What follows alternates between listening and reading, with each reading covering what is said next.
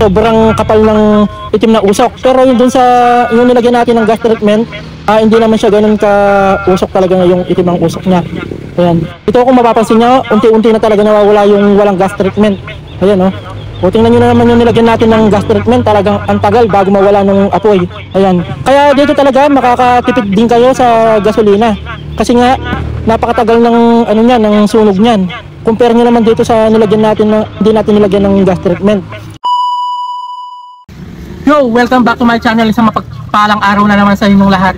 Ikaw ba may-ari ng isang sasakyan, motorsiklo o kahit anong uri ng sasakyan, dapat kailanganin mo to.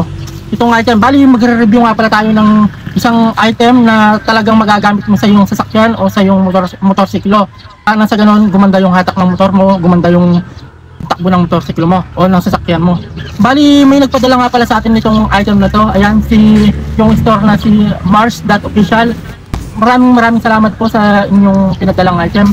Sa mga gustong umorder, ayan, lalagay ko na lang sa comment section yung link. Pero bago ang lahat, re-review muna natin to para masabi natin na totoo talaga to o nakakatulong talaga sa ating mga sasakyan. May gagawin lang ako mga ilang test para mapatunayan na epektibo talaga to. So dito, syempre, bago natin gumawa ng mga test, papakita ko muna sa inyo kung ano nga ba to. Ito nga pala siya mga guys, gas treatment. Yan. Para saan ba yung gas treatment at kailan ba siya ginagamit at paano siya gamitin? Itong gas treatment para sa ano to, sa combustion ng mga sasakyan natin, motor o mapakonsiga man dyan o kahit anong sasakyan. Sa mga sasakyan dapat every 3,000 kilometers dapat naglalagay ka nito. Paano naman to ginagamit? Bago ka magpa-gasolina sa mga paborito ng mga gas station, ilagay nyo muna to.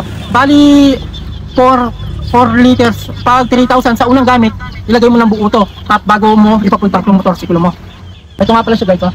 Take note, ingat kayo sa mga pagbili ng mga ganito kasi maraming faking lumalabas na produkto lalo na sa mga online. Kaya ilalagay ko na lang mamaya sa comment section yung talagang nagbebenta nito na makakasigurado kang hindi fake.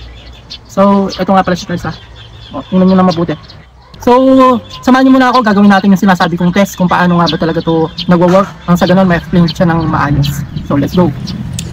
Ito guys, kung mapapansin nyo, ayan, bali meron tayong dalawang lata ng pineapple juice dito, tapos yung cheap gas treatment. Saka kumuha na rin pala ako ng konting sample ng gasolina doon sa aking motorsiklo. Ayan, konti lang naman yung kailangan natin. Bali, yan, ibubuhos lang natin dyan sa ibabaw ng mga pineapple juice na lata. Yan, maglalagay lang tayo dito sa itaas. Konti-konti lang yan.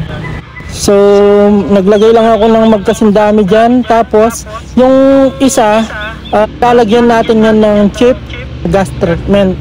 Ayan, bali nagpatak lang ako ng konti dyan. Tapos, bali susunugin ko nga pala yan.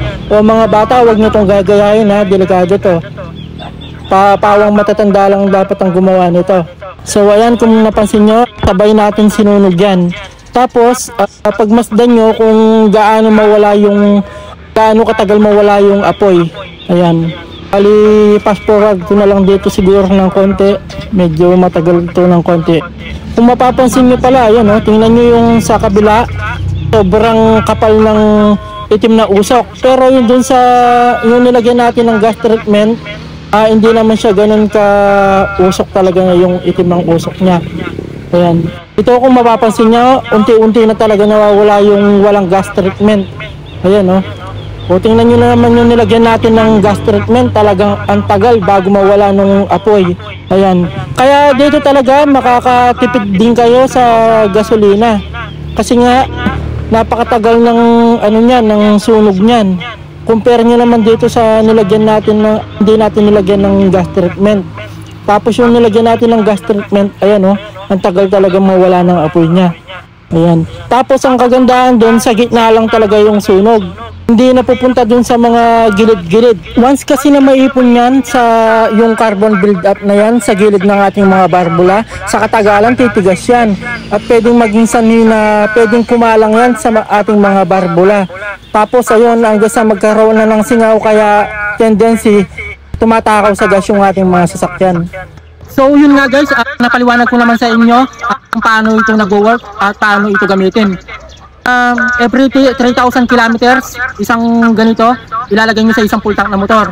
Or pwede nyo rin naman gawing parang maintenance na rin sa motor nyo. Every time na magpapapultang kayo, maglagay lang kayo ng kahit na siguro 3 gamitan o 2 gamitan, much better. Ito pa after nyo gumamit sa unang gamit. Pagiging protektado na rin kasi yung makina ng motor nyo, tapos makakatipid pa kayo sa gasolina. Lalo na ngayon, sisimula na namang magmahal yung gasolina. Kaya kailangan nyo to para maging protektado yung motorsiklo nyo, tapos tipid pa kayo sa gasolina. Ilalagay ko na lang dyan sa comment section yung link kung saan makakakuha ng legit na ganito, makaka-order ng legit na cheap gas treatment. So ingat-ingat sa pagpili ng mga ganito sa online, dahil marami ng kalat na mga hindi lehitimong produkto tulad nito. So hanggang dito na lang guys, hanggang sa muli, paalam, maraming salamat, God bless all.